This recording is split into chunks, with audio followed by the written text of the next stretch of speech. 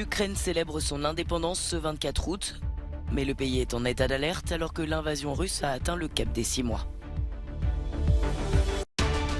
À l'occasion d'un sommet sur la Crimée et après 6 mois de guerre, l'Ukraine et ses alliés occidentaux ont déclaré qu'ils ne baisseraient pas les bras face à l'invasion russe. Premier grand meeting pour la leader de la coalition de droite Giorgia Meloni, favorite des sondages pour succéder à Mario Draghi à la tête de l'exécutif italien. Cet été, l'Europe pourrait enregistrer sa pire sécheresse en 500 ans. Un constat alarmant révélé par des chercheurs de la Commission européenne. À défaut des parades militaires et des feux d'artifice, cette année Kiev expose des chars russes brûlés pour sa fête de l'indépendance. Mais ce 24 août, la capitale ukrainienne est en état d'alerte. Les rassemblements publics sont interdits, les autorités redoutent le pire alors que l'invasion russe a commencé il y a 6 mois jour pour jour. Cette journée est l'occasion pour le président Volodymyr Zelensky de décerner des récompenses à ceux qui ont soutenu les troupes ukrainiennes. Il a cependant rappelé à la prudence car il craint des provocations cruelles de la part de Moscou.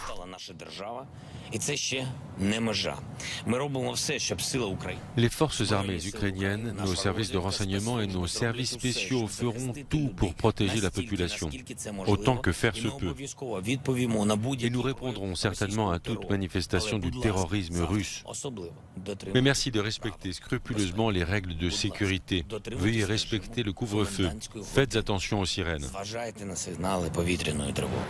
Depuis plusieurs semaines, la situation s'enlise dans tout le pays. L'épuisement, le désespoir et la colère gagnent du terrain, notamment ici à Mykolaiv, dans le sud de l'Ukraine. Je suis fatigué de tout ça. Je veux la paix et le calme. Une vie tranquille et des projets pour l'avenir. Mais je crois que ce sera bientôt terminé et que nous allons gagner. Beaucoup de gens que je connais se battent. Beaucoup sont déjà morts.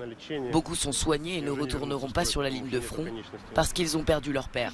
C'est dur et effrayant. Dans la ville de Donetsk, les autorités russes ont fait état de 4 morts et plus de 10 blessés dans les derniers bombardements qui visaient un quartier général séparatiste.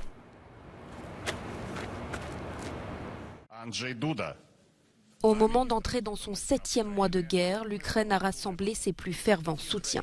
La première édition de ce sommet intitulé La plateforme de Crimée s'était déroulée en août 2021, alors que la péninsule du sud de l'Ukraine était annexée depuis 7 ans et que la Russie n'avait pas encore tenté une invasion à grande échelle.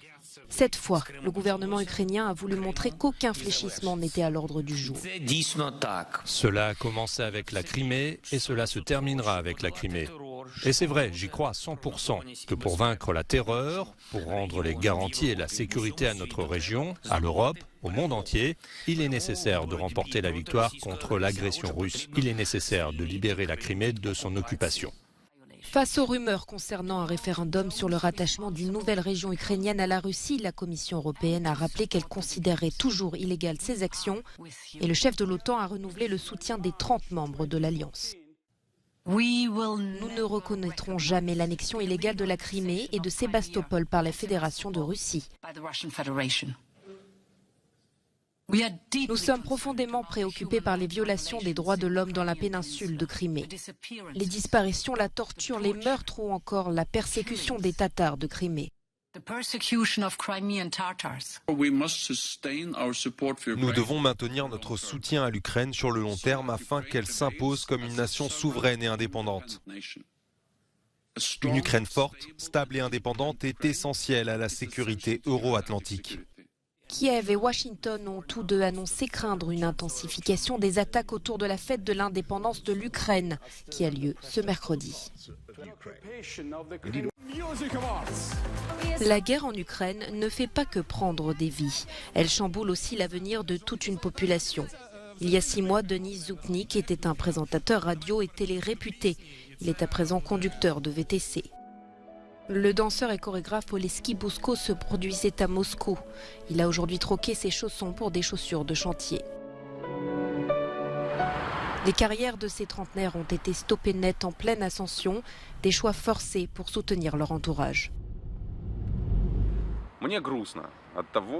Je suis triste de ce qui s'est passé. Triste pour mon pays en général. Triste que des familles soient déchirées, que des destins soient brisés. Des carrières que les gens ont mis des années à construire sont détruites. Les gens finissent par simplement rayer leur ancienne vie et faire quelque chose qu'ils sont forcés de faire.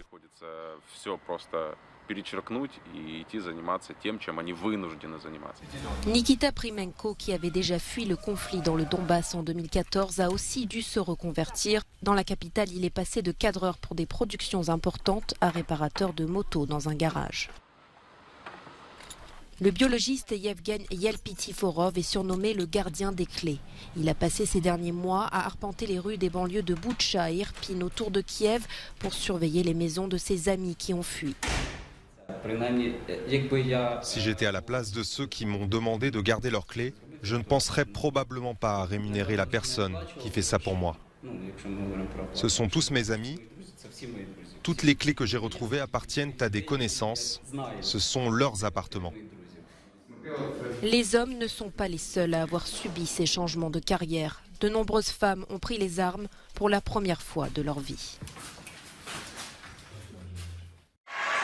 La nouvelle star de l'extrême droite italienne se lance dans l'arène lors d'un premier meeting à Ancône, dans une région dirigée par son parti Fratelli d'Italia. Une formation nationaliste résolument anti-immigration et héritière du MSI néofasciste aujourd'hui dissous, dont Meloni fut membre de l'organisation de jeunesse. Donnée favorite des élections du 25 septembre qui décideront du successeur de Mario Draghi à la présidence du Conseil, la Romaine mène l'alliance qui rassemble autour de son parti la Ligue et Forza Italia. Giorgia Meloni a récemment posté sur les réseaux sociaux la vidéo d'un viol d'une Ukrainienne par un demandeur d'asile originaire de Nouvelle-Guinée survenu dans le nord de la Botte. Indignation de la gauche, désespoir de la victime et polémique immédiate pour venir secouer une campagne morne qui peine à captiver les électeurs.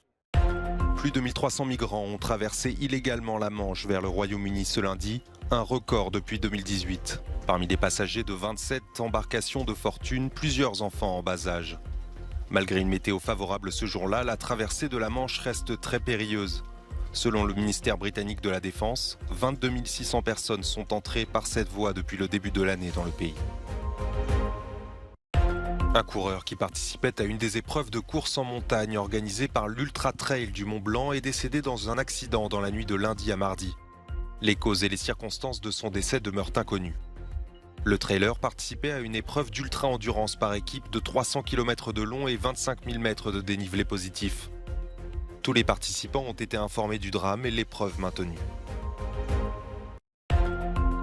Un adolescent belgo-britannique est en passe de devenir la plus jeune personne à faire le tour du monde en solitaire dans un petit avion. Mac Rutherford, qui a eu 17 ans pendant son voyage entamé il y a 5 mois, a atterri près de Charleroi où il a appris à voler. Après avoir franchi 2 fois l'équateur, survolé 52 pays sur 5 continents, le jeune pilote doit boucler son tour du monde mercredi en Bulgarie. Voici le lac de Chaixon, aussi appelé lac des Brenets par les Suisses, ou plutôt ce qu'il en reste. Situé sur la frontière entre la Suisse et la France, il démontre parfaitement la sécheresse sans précédent qui frappe l'Europe. Vieux de plus de 12 000 ans, ce lac peut contenir 5,7 millions de mètres cubes d'eau, mais il ne reste aujourd'hui qu'un filet. À Bruxelles, on s'inquiète de ces exemples frappants au milieu d'un été étouffant. Les dernières données concernant les cultures soulignent que les conditions météorologiques exceptionnellement chaudes et sèches dans de grandes parties de l'Europe continuent de réduire considérablement les perspectives de rendement. Selon les scientifiques de la Commission, le temps devrait rester plus chaud et plus sec que d'habitude dans la région de la Méditerranée occidentale jusqu'en novembre. La sécheresse actuelle semble être la pire depuis au moins 500 ans. Si les experts du Centre commun de recherche de la Commission européenne attendent encore les données de la fin de l'été pour confirmer cette information, des dégâts sur les cultures telles que le soja, le maïs ou le tournesol ont déjà été constatés. Des pénuries d'eau ont aussi été rapportées dans des villages de la Haute-Loire, dans le sud-est de la France. Les matins, quand on se levait, effectivement, on n'avait plus d'eau au robinet. Donc au niveau de nos hôtes et de notre clientèle du bar, on leur fournissait des bouteilles d'eau pour pouvoir faire leur toilette et pour les consommations, pour faire le café. Toujours à cause de la sécheresse, de nombreux poissons meurent dans les cours d'eau français.